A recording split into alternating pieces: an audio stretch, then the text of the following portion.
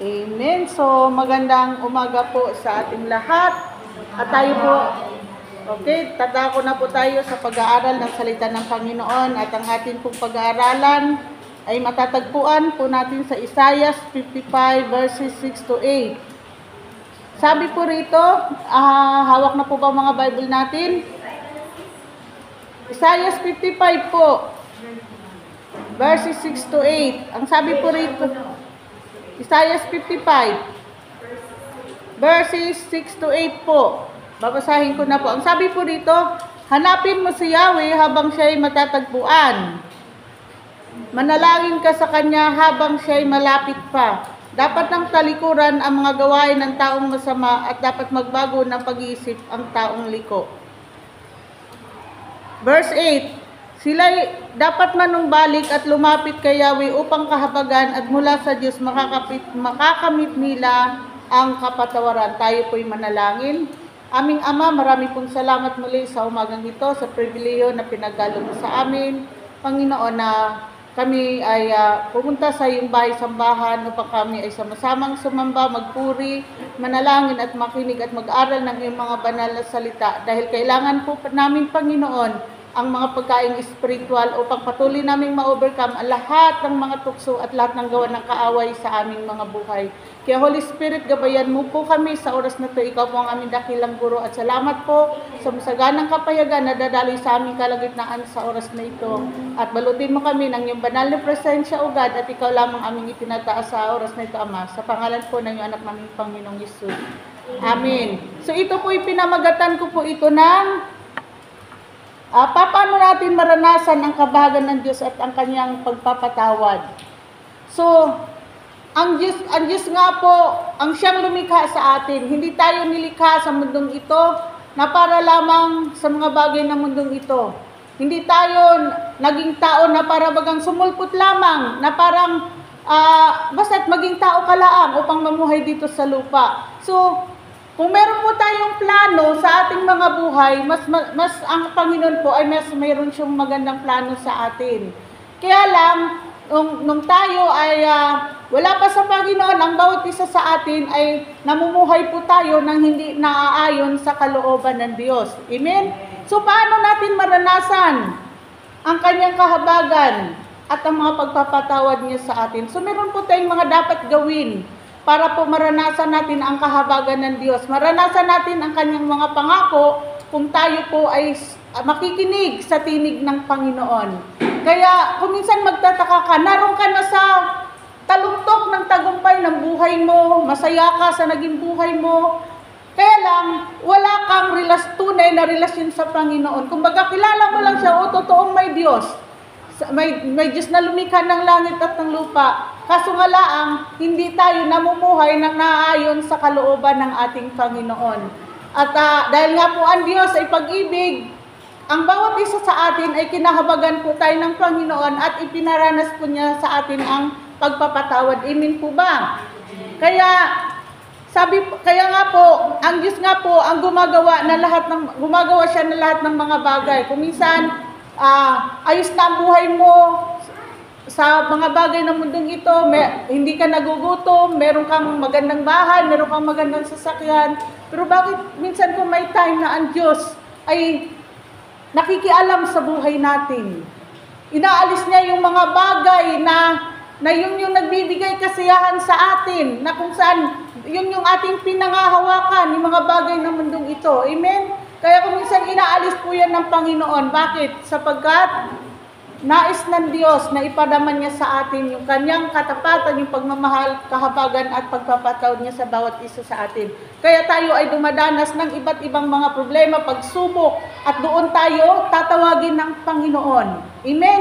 Kaya nga po ang sabi rito, hanapin mo si Yahweh habang siya'y matatagpuan, manalangin ka sa Kanya habang siya'y malapit na. Kasi, pag tayo may mga problema sa buhay, meron tayong mga pagsubok, doon tayo natututo na hanapin natin ang Panginoon. Kaya, pag tayo ay kahit na tayo isang mananampalataya na, at tayo ay lumalayo sa presensya ng Panginoon, o tayo ay napapabayaan na natin yung katungkulan o yung ministry na ipinagkatiwala niya sa atin, minsan may mga pagsubok na dumarating sa ating mga buhay para tayo ay matuto nating hanapin ang Panginoon sa ating mga buhay. Kumbaga, hinayaan niya na dumating sa buhay natin iyon para tayo ay talagang magtutuo sa Panginoon. At habang tayo nasa ganong pagsubok, doon natin hahanapin ang Diyos at doon natin siya matatagpuan. Kung tayo ay manalangin sa Kanya na siya ay malapit sa atin. Di ba kasi kapag may problema kasi doon lang tayo malapit sa Panginoon. Doon tayo matutong talagang umiiyak ka talaga sa Lord. Nagpapakumbaba ka talaga sa Panginoon. Nahahanapin mo talaga ang Panginoon sa buhay mo. Lalong-lalo na yung mga matitinding pagsubok na parang mahirap na siyang paano natin mapagtagumpayan ang mga pagsubok na iyon. Kasi ang Diyos ay meron siyang kaisipan na hindi natin kaisipan. Meron siyang kaparaanan na hindi natin kaparaanan. So, hindi tayo dapat magalit, hindi dapat tayo magtatampo, kundi tanungin natin ang Panginoon, Lord, bakit nangyari sa amin ang mga bagay na ito? Ikaw po ba yung nanay ni Jopay? Kayo po ang nanay ni Jopay. So, huwag po kayong magtampo sa Panginoon sa nangyari po sa anak ninyo, kundi kung minsan tanungin natin ang Diyos. Baka gusto ng Panginoon na lalo pa tayong dumiin sa ating relasyon sa Kanya, na lalo natin siyang hanapin sa ating mga buhay. Kasi ang gusto ng Lord, yung ibigay talaga natin ng buong buo, yung buhay natin sa Panginoon. Kaya sabi nga po sa aklat ng Oseas, sabi rito sa 2:14, ang sabi po rito, ngunit masdan mo, siya'y muli kong susuyuin, dadalhin ko sa ilang, kakausapin ng buong giliw. So tayo, sabi po rito sa Oseas chapter 2 verse 14, tayo ay dinadala ng Diyos sa ilang ng ating mga buhay. Ano po ba yung ilang? Disyerto. Ano ang disyerto? Parang pagsubok, yun yung mga problema, kaguluhan na nangyayari sa ating mga buhay na hindi natin inaasa na bigla na lang dumarating sa ating buhay ang mga problemang iyan, ang mga pagsubok na iyan. At habang naroon tayo sa problemang iyon na hindi natin alam kung anong ating gagawin, kung saan tayo kakapit, saan tayo kukuha ng mga pangangailangan natin. Doon naman po ang Diyos na tayo ay Kanyang sinusuyo. Hello, di po ba? Kasi kaya tayo binibigyan ng mga problema ng Panginoon, doon tayo talaga natututo na tayo ay tatawag sa Panginoon. Talagang lumuluhod talaga tayo, dumadapa tayo sa Panginoon. Kumbaga, talaga yung habag ay hinihingi natin yung kahabagan ng Panginoon. Amen? Kaya po yung mga problema ngayon dumarating sa ating mga buhay. Tanungin natin ang Diyos, Lord, bakit ito dumarating sa aming mga buhay, Panginoon? At sabihin mo, Lord, salamat na ipuprovide mo ang lahat ng aming pangangailangan. Hindi niyo po kami pagkukulangin. Ito ay meron ka lang pong ginagawa sa aming mga buhay. Maring sinusubok mo po kung hanggang saan yung aming paglilingkod at pananampalataya sa iyo. Amen? Kung minsan sinusubok yung relasyon ninyo na bilang mag-anak, para kayo magdamayan, para kayo ay magtulungan, kikilos ang Panginoon. Minsan doon sa mga tao na hindi natin inaasahan para makasurvive tayo sa pagsubok na iyon. Kaya magtiwala lang po tayo sa Panginoon. Tandaan natin na ang kahabagan ng Diyos ay patuloy po niyang ipinaparanas sa atin, lalong-lalo na kung hindi tayo lumalayo sa presensya ng Panginoon at patuloy tayong naglilingkod sa Panginoon. Panghawakan po natin ang Kanyang mga pangako. Amen? Kaya huwag po tayong nawala ng pag-asa.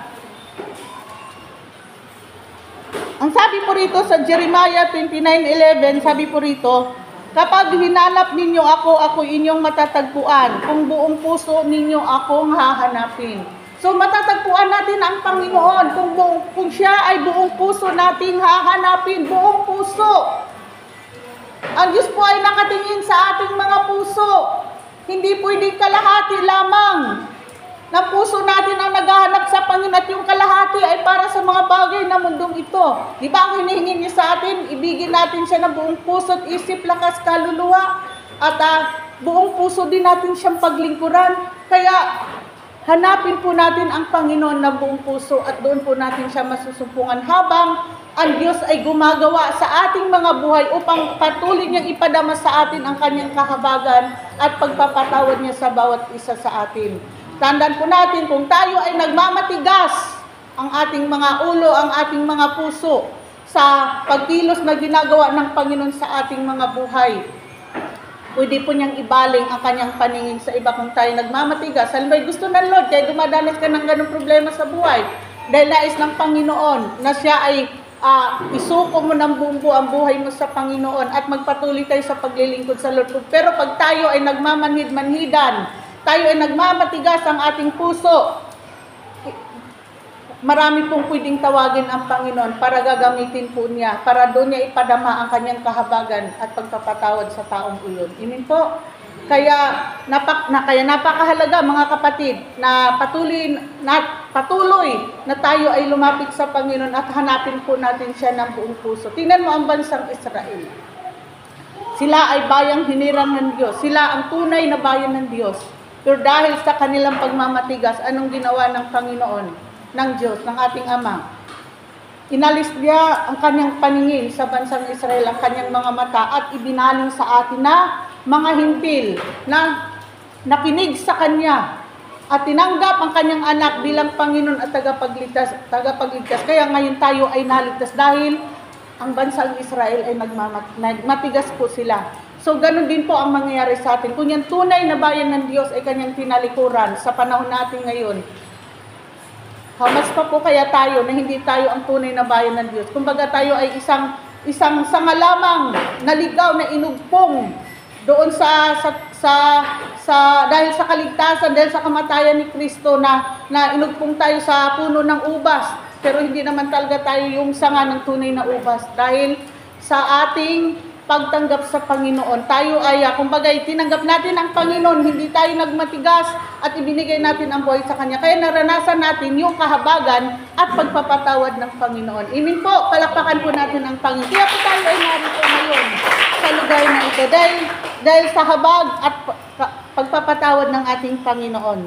So, ang sabi po rito, sa verse 7, dapat ng talikuran ang mga gawain ng taong masama at dapat magbago ng pag-iisip ang taong liko. So, ano ang dapat nating talikuran? Yung mga gawang masama. Kasi, naranasan mo na yung pagpapatawad ng Panginoon. Naranasan mo na ang kahabagan ng Diyos. Bakit patuloy pa rin tayong tumitikim ng mga kasalanan, ng mga bagay na hindi kalugod-lugod sa Panginoon? Tinawag tayo ng Diyos upang mamuhay sa kabanalan. At dahil tayo ay anak na ng Diyos sapagkat siya ay banal, so talikuran na po natin ang lahat ng uri ng kasamaan. Dapat hindi na tayo nakikita doon sa mga lugar na hindi dapat makita na tayo ay naroon sa mga lugar na nakikiisa tayo doon sa kanilang mga maling ginagawa. Amen po. Sapagkat sapagkat tayo nga po ay kinahabagan na ng Panginoon at ang hinihingi sa atin ng Panginoon ng Diyos ay talikuran natin ang lahat ng gawang masama at ang likong kaisipan ay atin din pong itakwil. Kaya nga po sabi niya rito, dapat ng talikuran ang mga gawain ng taong masama at dapat magbago ng pag-iisip ang taong liko. Bakit? Kasi ang tao, pag liko po ang kaisipan ay hindi po yan susunod sa Panginoon. Hindi po niya kayang sundin ang mga utos ng Diyos at lalakad yan sa daan na gusto niyang lakaran upang mabigyan niya ng kasiyahan ang kanyang sarili at ang taong liko. Wala po sa kanya ang katwiran ng Panginoon at dahil doon kahit anong paliwanag mo diyan, pagtatawanan ka lang na yan at hindi niya tatanggapin yung mga salita ng Diyos na ihasik mo sa kanyang puso't isipan. Amen? Kaya nga po, kailangan alisin na po natin ang gawang masama. Marami po ang gawaing masama na rin ang paglalasing, pagnanakaw, pagsisinungaling, paninirampuri, panglalait, yung tayo ay nakikiupo doon sa mga manglilibak. Dapat hindi na po tayo nakikiisa doon. Dapat hindi na matagpuan sa atin na tayo namumuhay sa immorality, sa pangangalunya, sa pakikiapid. Amen? Hindi na po tayo namumuhay sa inggit, sa insecurity, sa selos. Dapat mawala na po yan sa bawat isa sa atin. Sapagkat yan ang gawain ng mga masamang tao at liko ang kaisipan. Amen po. So kailangan baguhin natin ang ating mga buhay. Pag sinabing iwan na natin ang lahat ng gawaing masama, ibig sabihin nun, pakamahalin natin o pahalagan po natin ang paglakad natin sa kabanalan. Sapagkat ang Diyos na tumawag sa atin ay banal. At dapat tayo ay magpakabanal sa lahat ng ating ginagawa, iniisip at sinasalita. So dapat hindi na rin marinig sa atin ang mga kahalayan, ang mga kabastusan na lumalabas sa ating mga bibig. Amen? So kaya dapat po, makita po talaga sa atin na tayo nga po ay pinatawad na ng ating Panginoon. Palakpakan po natin ang Panginoon. Amen po.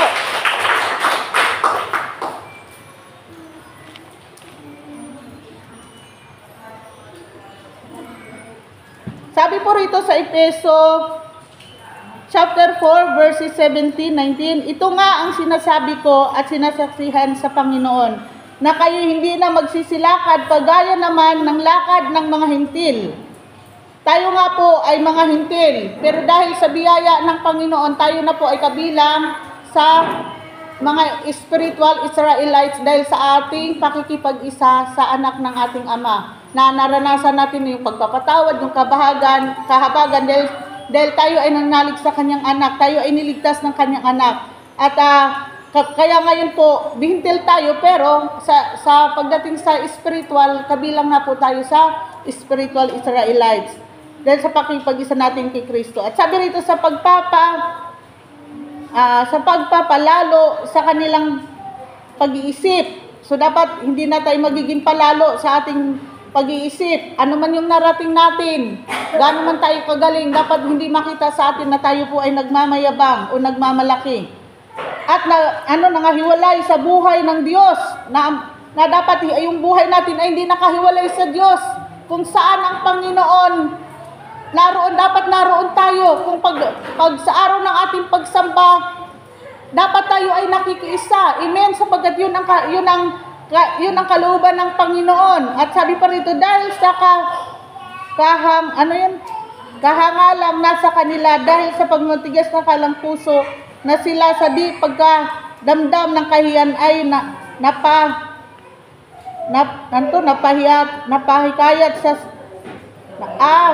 napahiya sa kalibugan upang kalakalin ang lahat ng karumihan ng buong kasakiman.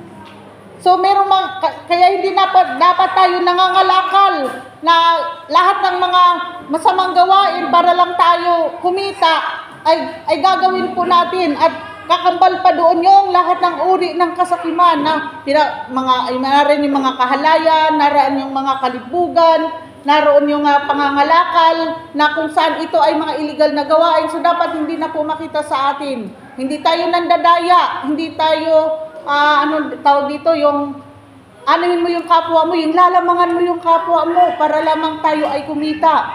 Amen, na may kasamang kasakiman na paghahanap buhay. Kaya hindi dapat ito makita sa bawat isa sa atin. Dapat sa lahat ng ating ginagawa, lagi nating isasalang-alang ang Panginoon sa ating mga buhay. Sapagkat tayo nga po ay pinatawad na ng Diyos at naranasan na natin ang kanyang kahabagan sa bawat isa sa atin. So dapat lahat ng ginagawa natin ay lagi naroon ang katwiran ng Panginoon. Kung tayo ay nagtitinda, dapat maging tapat po tayo sa mga kinikilo natin. Wala pong kulang. Hindi yung kulang ng isang guhit, kalahating guhit. Huwag na po natin gagawin iyon. Kundi maging tapat po tayo, sapagkat yan po ay masamang gawain din po yun at hindi po yun kalugod-lugod sa ating Panginoon.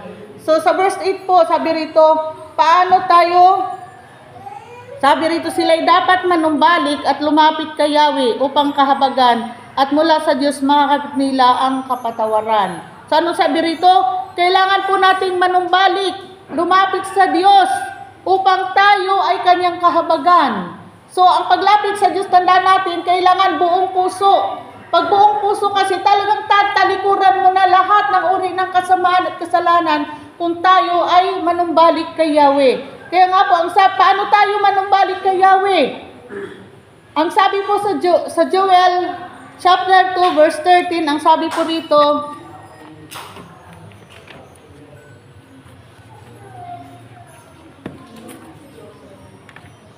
chapter 2 po verse 13, paano po tayo lalapit sa Diyos upang tayo ay patawarin sa ating mga kasalanan? Paano tayo manumbalik sa Kanya? Sabi sa verse 13 po na ang Joel chapter 2, magsisi kayo ng tao sa puso at hindi pakitang tao lamang.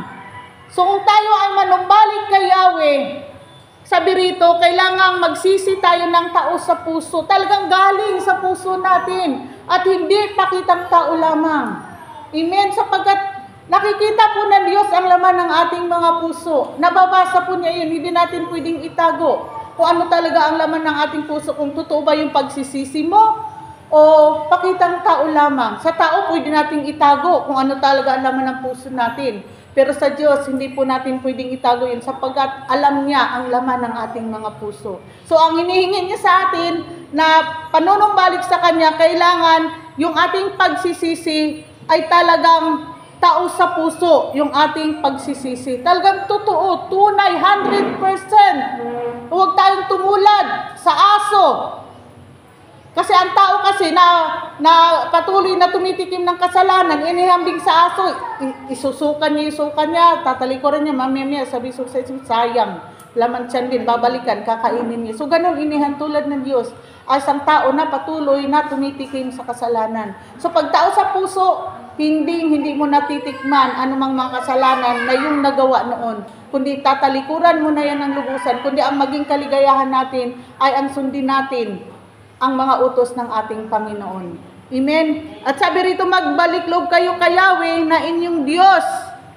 Siya'y mahabagin at mapagmahal. Siya'y madaling magalit at wagas ang pag-ibig. Laging handang magpatawad at hindi nagpaparusa sa nagsisisi. So kung tayo po ay nakagawa ng kasalanan at talagang tao sa puso, yung ating pagsisisi at panunumbalik sa Panginoon, sabi niya rito, siya po ay laging handang magpatawad sa bawat isa sa atin. Gaano man kadami ng ating kasalanan. Katayunan ay kasing itim ng burak ang ating kasalanan. Lubog man tayo ng kasalanan sa oras na magsisisi tayo at manumbalik sa Diyos. Sabi niya, yung itim kung gaano kaitim yung ating kasalanan, kaya niya itong paputiin katulad ng yelo. Di ba ga? Ng ice. Kaya niyang dalisahin, alisin lahat ng ating karumian. Wala nang makitang batik sa bawat isa sa atin. Kung taos po talaga yung ating pagsisisi, babaguhin po tayo ng Panginoon. Sapagkat yun ang kalooban niya sa atin. Ang kailangan lamang makiisa po tayo. Talagang naroon talaga yung tunay na pagpakumbaba natin at humingi tayo ng tulong sa Diyos na tayo ay makalaya dahil sa mga kasalanan yan. Dahil walang imposible sa ating Panginoon. Sabi nga niya rito na halagi siyang handang magpatawad at hindi nagpaparusa sa mga taong nagsisisi. So, kung ang tao po, bagamat pag tayo nakagawa ng kamalian at humingi na tayo ng tawad sa Diyos, yung mga tao na nasa ating paligid na nakakaalam o nakakaalala dun sa mga mali nating ginagawa, di ba patuloy pa rin lang sinusumbat sa atin yun? Pero ang Diyos hindi. Tayo ay kanyang patatawarin at ang sabi niya, itapon pa niya yun sa ilalim ng karagatan at hindi na niya alalahanin yung mga gawa nating mga kasalanan sa kanya. Imin po ba, ganun po kabuti ang Panginoon. Ganun yung kahabagan at pagpapatawad na nais niyang ipadama sa bawat isa sa atin. Kaya okay lang kung kayo ay hinuhusgahan, hinahatulan ng mga tao na nasa ating paligid. Dahil sa ating mga pagkakamali nun, walang problema, okay lang. Dahil alam natin na tayo ay pinatawad na ng Panginoon at nilinis na tayo ng banal na dugo ng ating Panginoong Isus. At kailan may hindi na alalahanin ng Diyos yung mga gawa nating pagkakamali. Amen? Di ba ganun kabuti ang Panginoon? Palakpakan nga po natin ang Panginoon. Napakabuti po niya sa bawat isa sa atin. Ganong pag-ibig po ang ipinapadama niya sa bawat isa sa atin. Kaya, okay lang kung bahala kayo dyan, kung ano pang iniisip ninyo sa akin o sa inyo, ng ating mga kapwa na sa ating paligid. Pero ang mahalaga nun ay tayo ay pinatawad na talaga ng Panginoon at nilimot na niya yung ating nagawang mga pagkakamali o pagkakasala. Kasi lagi po siyang handang magpatawad. Sabi rin po sa Gawa 3:19, magsisi nga kayo at magbalik loob para sa pagpawi ng inyong mga kasalanan. Ito ay upang dumating ang mga panahon na pananariwa mula sa harapan ng ating Panginoon. So, ano man yung mga nagawa nating kasalanan, kung tayo magsisisi, tayo magbalik loob, yun ay papawiin lahat ng Panginoon ang mga gawa nating kasalanan at dumating ang mga panahon na pananariwa mula sa harapan ng ating Panginoon. Mananariwa ang alin?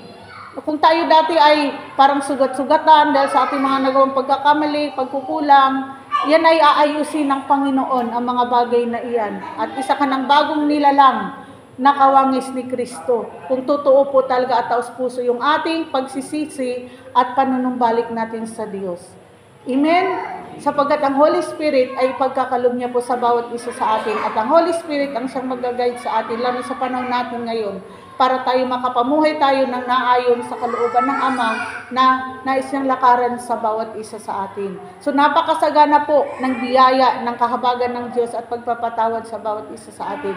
Di ba sabi pa nga sa ibang talata ng Biblia na maging yung mga nagawang pagkakamali mo sa hinaharap ay pinapatawad ng Diyos. Pero wag naman po natin gawing excuse iyon para patuloy tayo sa paggawa ng kasalanan. Dahil ang tunay na anak ng Diyos at nagbabalik loob sa Kanya ay hindi na nagpapatuloy sa pagkakasala. Sapagkat kung siya ay nagpapatuloy sa pagkakasala, hindi talaga niya naranasan ang tunay na kahabagan at pagpapatawad ng Diyos. Kundi siya ay kampon pa rin ng dyablo kung tayo patuloy na gumagawa ng mga kasalanan.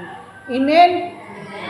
So tayo pong lahat ay yumuko at tayo po'y manalangin. Aming Ama, salamat po sa umagang ito, sa iyong mga banal na salita. Gabayan niyo po kami na talagang kung kami man po ay nakagawa ng mga pagkukulang, pagkakasala, Panginoon, talagang ito'y pagsisihan namin ng lubusan ugad at patuloy kaming manumbalik sa iyo. Manumbalik ang aming pag-ibig sa iyo, ang aming pananalangin sa araw-araw, yung aming intimacy sa iyo, Panginoon, yung pag-aaral namin ng iyong mga banal na salita ay muling mabalik sa bawat isa sa amin at muling manariwa, Panginoon, yung aming buhay espiritual ugad dahil sa kami ay pinatawad mo na at naranasan namin ang iyong kahabagan. Kaya salamat po sa lahat ng ito. Nawa ang iyong mga banal na salita na naming napakinggan, Panginoon, ay natanim sa aming mga puso't isipan ugad at ito'y magbigay kaliwanagan sa araw-araw ng aming mga buhay upang hindi kami magpapatuloy sa pagkakasala, Panginoon, at patuloy mo pong ingatan ang bawat isa sa amin, ugad, at patuloy naming maranasan ang kalakasan at kapangyarihan ng Holy Spirit mo sa aming mga buhay upang patuloy kaming makalakad doon sa kabanalan na nais mong palakaran sa bawat isa sa amin bilang kami ay pinatawad mo na, Panginoon. Salamat po, in Jesus' name. Amen. Palakpakan po natin ang Panginoon.